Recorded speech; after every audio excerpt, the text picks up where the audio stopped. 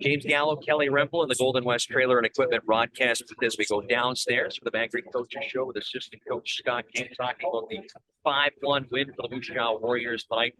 Scott, I had made the comment late in the hockey game. I thought, the playoffs moments are big for teams. Do you feel as though your team came up in big moments and key moments when you needed to have those opportunities here tonight? Yeah, I thought we were better. It's late in second period. I think they only had like 8 shots. So I think we're doing a really good job of limiting what they were getting as far as dangerous chances. Took our foot off the gas a little bit the second part of the second period. They started to come. We got fortunate. They missed a couple of empty nets, but I thought for the most part, we played a pretty strong game. I didn't give them a whole lot. Did a pretty good job of creating and getting inside and shooting the puck. So lots of good things tonight. The second effort's really big for the Warriors offensively and defensively. Do you see it the same way? Yeah, no, I think we're doing a really good job defensively of being pretty stingy, not let them get inside and, pressuring and not, taking time and space away. And then offensively, we're doing a good job of just getting pucks in behind them and working them low. And we're not going to get a whole lot off the rush because they track back hard and they take away the middle of the ice. So we're going to have to create offense by, working pucks low and low to high and crashing the net. And so we're doing all those things it takes to win at playoff time. Scott, I thought last night, not too often that you see one goaltender stop 52 and the other stop 50, and it felt like a really close type of a game. But, tonight, there's going to be people that watch the summary and they're going to see, Warriors win 5-1. But really, it didn't feel in any way like a 5-1 game. It felt kind of like it did last night. How did you see it? Yeah, you're right. It's up until the very end there, it's it's a close game.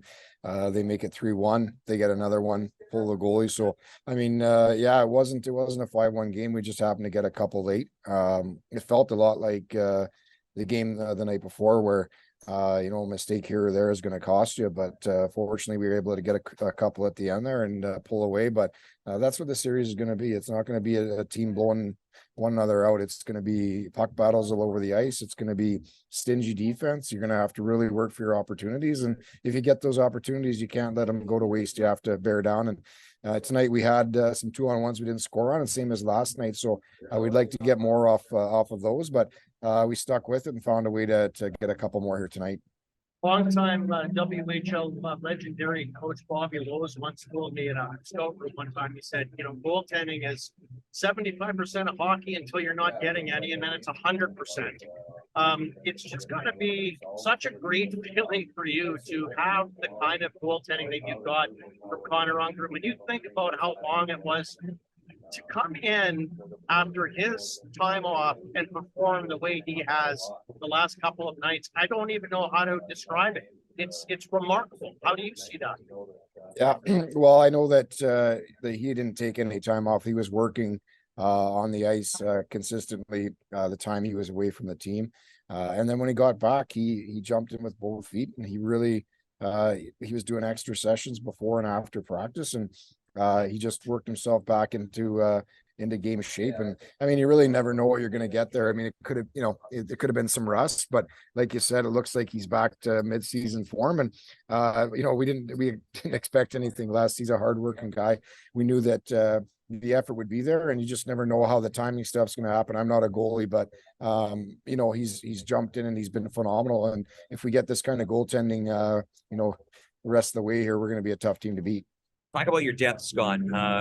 Good opportunities, good play from guys like Josh Hoekstra, Riley Niven, Tate Schoper, Ben Reich, Lyndon Lakovich, a long list of guys. It seems those a team effort, but maybe those guys that fall into the bottom six, good efforts tonight. Just comment how important they were tonight. Yeah, they were good. I thought Tate had a really good game. I thought he was just doing what he does. He just chip pucks in and he gets to work. And Lack played up on that top line and did a really good job. I think he adds a little bit of a different dimension with his speed and the way he can create just with his feet. And the other guys you mentioned as well, I really didn't think we had a weak cog tonight. I thought everybody contributed in the ice in the minutes they got, and playoffs, that's what you need. So it's not always going to be your top guys that are going to carry the load. Sometimes it's the third and fourth lines that settle games. Bank Creek Coaches Show, the assistant coach, Scott King. We appreciate the time. Congratulations on the win.